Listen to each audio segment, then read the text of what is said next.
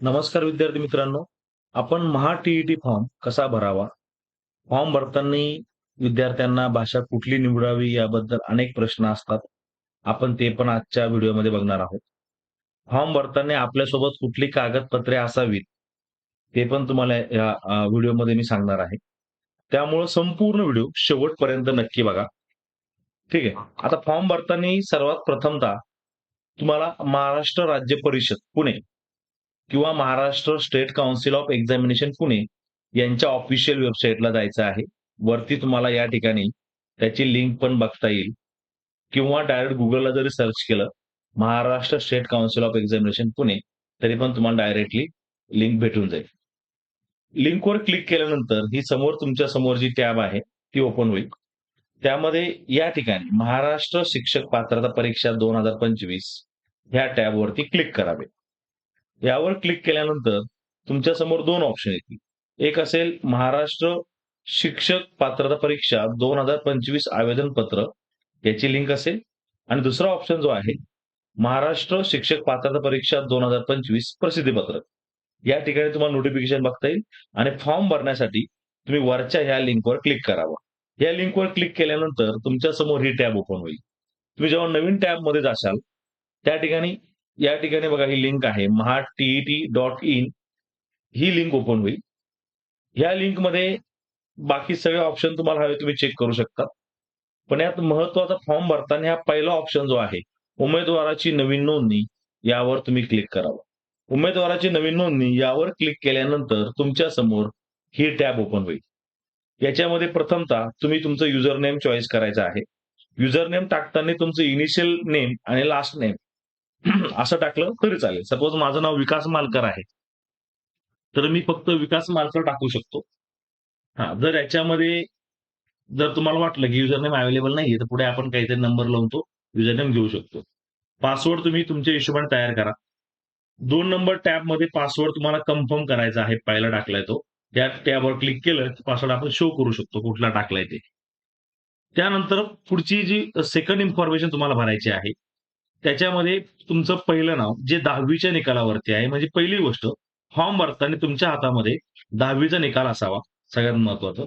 10वीच्या निकालावर जे नाव आहे तेच या ठिकाणी लिहायचे. आधार कार्डवरचं नाव लिहायचं नाही.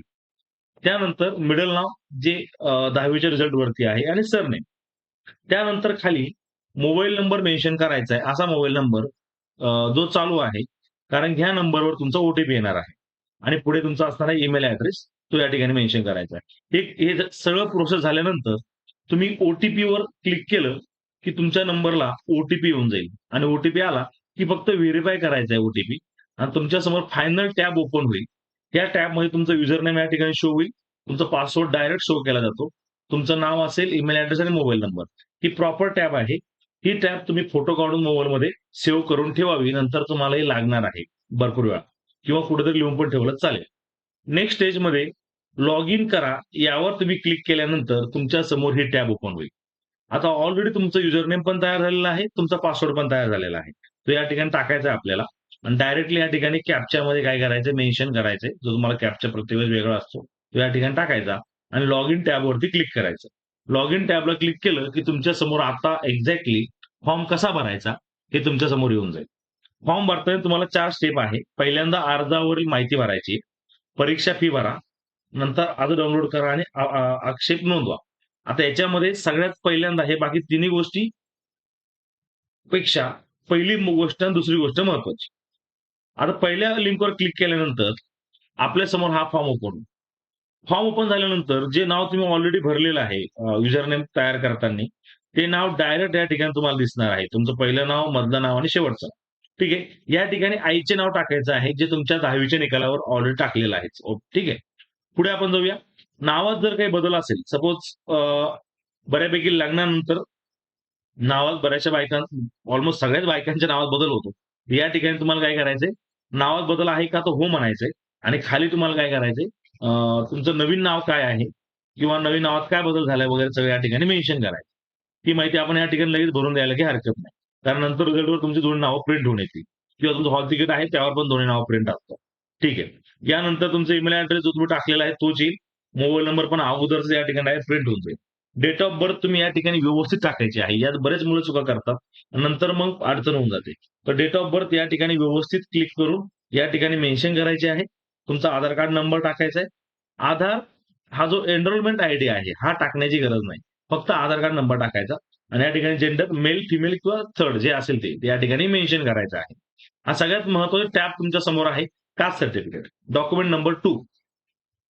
जेव्हा जर तुम्ही कास्ट सर्टिफिकेट या ठिकाणी कास्ट मेन्शन कराल, कास्ट मेन्शन केली, की तुम्हाला इथं जेव्हा तुम्ही कास्ट मेन्शन कराल, ओबीसी, एस-सी, एस-टी किंवा काय असेल ते. कास्ट मेन्शन केल्यानंतर तुम्हाला कास्ट सर्टिफिकेटचा नंबर आणि कास्ट सर्टिफिकेटची डेट या ठिकाणी मेन्शन करायची. त्यामुळे फॉर्म भरताना तुमच्या जवळ असलेलं डॉक्युमेंट नंबर 2 म्हणजे तुमचं असेल कास्ट सर्टिफिकेट. ते तुमच्या जवळ असलं पाहिजे. त्यानंतर पुढे जाऊया. त्यानंतर तुम्ही नेक्स्ट टॅबमध्ये येशाल. संपर्कासाठी माहिती. संपर्कासाठी माहिती म्हणजे ॲड्रेस तुम्हाला या ठिकाणी मेन्शन करायचा आहे. जर तुम्ही आता परमनंट ॲड्रेस कुठला आहे किंवा करस्पॉन्डन्स तुमचे जे पत्रव्यवहार करायला कुठला ॲड्रेस आहे, तर जनरली आपण हाच ॲड्रेस आहे जो तुमच्या आधार कार्डवरती मेन्शन आहे. सगळ्यात बेस्ट. म्हणजे आणि या ठिकाणी सेम परमनंट ॲड्रेसवर क्लिक करून तुमचा आधार कार्डचा ॲड्रेस दोन्ही ठिकाणी यावा ही अपेक्षा. सिंपल अशी प्रोसेस आहे. जास्त अवघड नाही. नेक्स्ट तुम्ही आहे ना शैक्षणिक माहितीमध्ये ही फार महत्त्वाची आहे. ही भरताना खूप काळजी घ्यायची आहे. शैक्षणिक माहिती भरताना पहिली गोष्ट तुमच्याजवळ 10वीचं प्रमाणपत्र असलं पाहिजे. 10वीचा रिझल्ट नाही. 10वीचं प्रमाणपत्र. मग 10वीचं प्रमाणपत्र घेऊन बसल्यानंतर प्रमाणपत्रावरती ते डायरेक्ट नंबर असतो वरच्या बाजूला. तो नंबर या ठिकाणी टाकायचा आहे. तुमचा 10वीचा रोल नंबर टाकायचा आहे. तुमचं जे स्पेशली महाराष्ट्र बोर्ड असतं आपलं महाराष्ट्रामध्ये. इथे महाराष्ट्र बोर्ड मेन्शन करायचं बोर्डमध्ये. तुमचं पासिंग इयर तिकडे मेन्शन आहे सर्टिफिकेटच्या वरती. खालच्या बाजूला, डाव्या बाजूला. तुम्हाला मिळालेले मार्क आणि एकूण मार्क. हे सगळं कंपल्सरी भरावंच लागतं. नाहीतर फॉर्म पुढे जात नाही. तुम्ही एक जरी चौकट रिकामी सोडली, फॉर्म पुढे जाणार नाही. त्यानंतर 12वीचा 12वीचेही प्रमाणपत्र जवळ पाहिजे. 12वीचे प्रमाणपत्र तुमच्या जवळ पाहिजे. डॉक्युमेंट नंबर 4 असेल माझ्यामध्ये. कारण पहिलं आपण डॉक्युमेंट नंबर 3च येईल. कारण पहिलं 10वीचा रिझल्ट आहे किंवा 10वीचं प्रमाणपत्र, 12वीचं प्रमाणपत्र आणि कास्ट सर्टिफिकेट असे आपण 3 डॉक्युमेंट आतापर्यंत बघितले. 12वीचं पण सेम करायचं प्रमाणपत्र नंबर, बैठक क्रमांक, तुमचा बोर्ड कुठला आहे तो, पासिंग इयर, किती मार्क पडले आणि किती पैकी पडले हे मेन्शन कंपल्सरी करायचं. त्यानंतर जर तुम्ही ग्रॅज्युएशन करत असाल, फक्त तुम्ही 12वी पास असाल, तो विषय सोडून द्या. सपोज तुम्ही ग्रॅज्युएशन करत आहात किंवा झालेलं आहे, तुमचं बी-एससी आहे किंवा तुम्ही पीजी पण केलेलं असेल, पोस्ट ग्रॅज्युएट. फक्त सेम सगळी इन्फॉर्मेशन या ठिकाणी सगळी ज्या प्रकारे तुम्ही वरती भरली, ती खाली पण भरायची. आय एम रिपीटिंग अगेन की सगळेच रकाने भरल्याशिवाय फॉर्म पुढे जात नाही. त्यामुळं फॉर्म भरताना तुमच्याजवळ तुमचे ग्रॅज्युएशनचे रिझल्ट पण जवळ असावेत. कारण ते नेक्स्ट डॉक्युमेंट जो तुमच्याजवळ फॉर्म भरताना असावा. तो अपलोड करायचा नाही आपल्याला, फक्त जवळ ठेवायचा आहे. त्यानंतर सेम टॅबमध्ये आपण खाली स्क्रोल केल्यानंतर तुम्हाला तुम्ही डी आणि बी याची माहिती या ठिकाणी भरायची तुम्हाला. जर तुम्ही डी केलेलं आहे, तर मग डी तुमचं कुठून केलेलं आहे? रिझल्ट तुम्ही डी-एडला आहात की पास झालेले आहात? त्या ठिकाणी ते मेन्शन करा. तुम्हाला जे मार्क आहेत, जर तुम्ही अॅपियर असाल तर फर्स्ट इयरचे मार्क मेन्शन करा. जर पास झाले असेल तर 2000 पैकी तुमचे फायनल मार्क मेन्शन करा. तुमची टक्केवारी या ठिकाणी काढायची. या ठिकाणी आपले जे मार्क पडले त्यावर तुमची टक्केवारी वगैरे काढा आणि या ठिकाणी टाकून द्या. टक्केवारी या ठिकाणी टाकली, की तुम्ही जर बी केलेलं आहे, तर बी मुलांनी पण सेम प्रोसेस करायची. थोडक्यात सगळे रकाने भरण्याचा प्रयत्न करायचा. तुमची सीजीपीए मेथड असेल तर हे फॉर्म भरा. टक्केवारी नसेल, सीजीपीए असेल, सीजीपीए भरा. जे असेल ते असेल. आणि सगळ्यात महत्त्वाचं तुमच्याकडे प्रमाणपत्र नंबर लागेल, तो या ठिकाणी मेन्शन करणं गरजेचं आहे. ठीक आहे. प्रमाणपत्र तुम्ही पास झाल्यानंतर तुमच्याकडे असतो. डी असेल किंवा बी असेल, तो या ठिकाणी तुम्ही कंपल्सरी मेन्शन केला पाहिजे. नेक्स्ट. पुढची माहिती जी आहे एक्झाम इन्फॉर्मेशनमध्ये. एक्झाम इन्फॉर्मेशनमध्ये काय? तर तुम्हाला सुरुवात करायची एक्झाम सेंटर भरण्यापासून. तर तुमचं पहिलं एक्झाम सेंटर तुम्हाला जे कम्फर्टेबल आहे ते तुम्ही या ठिकाणी भरायचं आहे. ठीक आहे.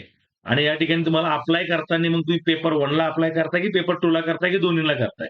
यावर क्लिक केलं की तुमचं या ठिकाणी ते येऊन जाईल. पेपर 1 की 2 अप्लाय करता येते. आणि एक्झाम मीडियम हा सगळ्यात महत्त्वाचं. एक्झाम मीडियम सिलेक्ट करताना तुम्हाला बरेच ऑप्शन येते. म्हणजे बघा एक्झाम मीडियम सिलेक्ट करताना तुम्हाला मराठी, इंग्लिश, उर्दू, हिंदी, बेंगाली, कन्नडा, तेलुगू, गुजराती आणि सिंधी एवढे सर्व ऑप्शन तुम्हाला टी-ई-टीने उपलब्ध करून दिलेले आहेत. मोस्टली आपले महाराष्ट्रातले मुलं मराठी आणि इंग्लिश या 2 मधले ऑप्शन सिलेक्ट करतील. जर तुम्ही मराठी ऑप्शन सिलेक्ट केला असेल, मी आता तुम्हाला पुढे सांगतो मी आता. उमेदवार महाराष्ट्रात रहिवासी आहे का? तर या ठिकाणी तुम्ही येस म्हणून देशाल. पुढे काही असं लिहायची गरज नाही. येस म्हटल्यानंतर पुढचा हा कॉलम येतच नाही. आता तुम्ही नो म्हटले तर मग कुठल्या राज्यामधले आहात या ठिकाणी लिहायचं. मग तुम्ही येस दिले प्रश्न मिटला. आता यातून जर तुम्ही मराठी लँग्वेज निवडली, खाली आपण इकडे येऊया भाषा 1 कडे. जर तुम्ही इकडे मराठी निवडली, या ठिकाणी भाषा 1 तुम्हाला कंपल्सरी मराठी येणार आहे आणि भाषा 2 कंपल्सरी इंग्लिश येणार आहे. तुम्हाला भाषा 2 निवडता येणार नाही. I am repeating again. जर पहिली मराठी आहे, दुसरी कंपल्सरी इंग्लिश आहे. जर तुम्ही भाषा 1 जर इंग्लिश निवडली, तर भाषा 2 तुम्हाला कंपल्सरी मराठी येणार आहे. हे आताच क्लिअर करतो. पण मग प्रश्न असा आहे, जर काही मुलांनी उर्दू निवडली, महाराष्ट्रातली काही मुलं उर्दू पण निवडू शकतात. समजा एखाद्याने उर्दू निवडली भाषा 1 तर त्याला भाषा 2 मराठी किंवा इंग्लिश येऊ शकते. जर भाषा 1 जर हिंदी निवडली, तर भाषा 2 मध्ये इंग्लिश किंवा मराठी येईल. भाषा 1 जर बेंगाली निवडली, तर भाषा 2 मध्ये मराठी आणि इंग्लिश म्हणजे तुम्हाला कळलं असेल, भाषा 2 मध्ये मराठी आणि इंग्लिश सोडून दुसरा कुठलाच ऑप्शन येत नाही. भाषा 2 मध्ये मराठी आणि इंग्लिश सोडून कुठलाही ऑप्शन येत नाही. भाषा 1 तुम्ही कुठलीही निवडा मग. हां, फक्त इंग्लिश निवडली तर दुसरं ऑप्शन मराठी येईल.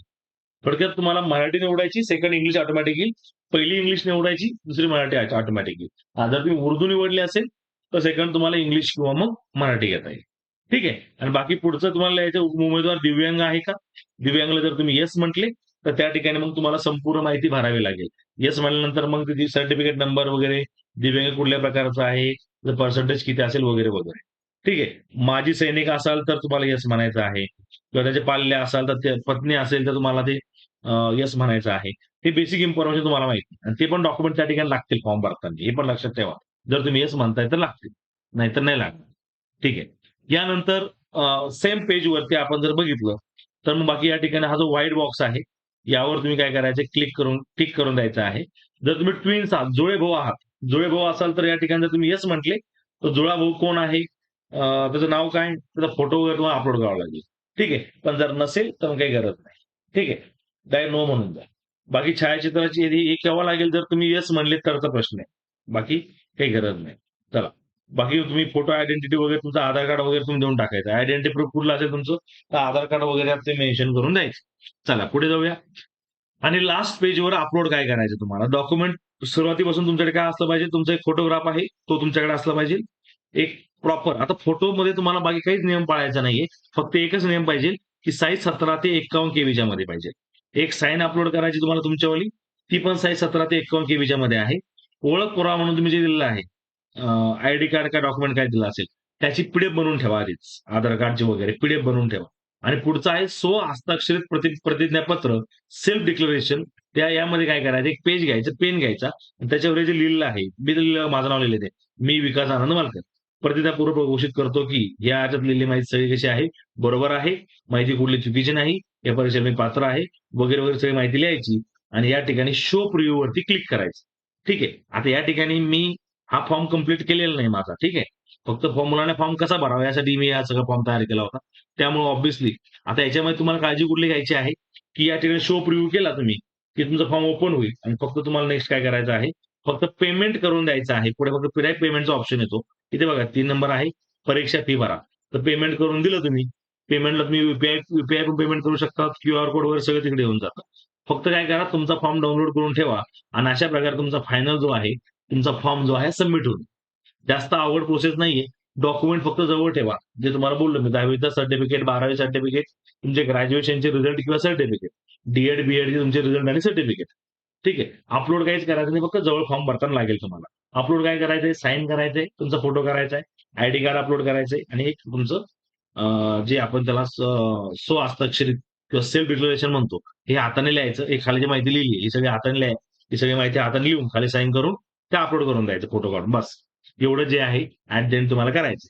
आपल्या क्लासची जे आपला अशोक स्तंभ नाशिक येथे इन्स्टिट्यूट आहे, महा टी आपण पिरॅमिड अकॅडमी या ठिकाणी आपण आपली नवीन बॅच या ठिकाणी सोमवारपासून जी आहे म्हणजे 14 सप्टेंबरला आपण बॅच चालू केलेली आहे.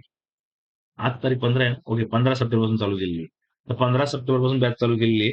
तुम्ही या बॅचला एनरोल पण करू शकता. या ठिकाणी मोबाईल नंबर आणि ॲड्रेस सर्व दिलेला आहे. त्या व्यतिरिक्त फॉर्म भरताना काही अडचण आल्या, अवश्य मला कॉल करा.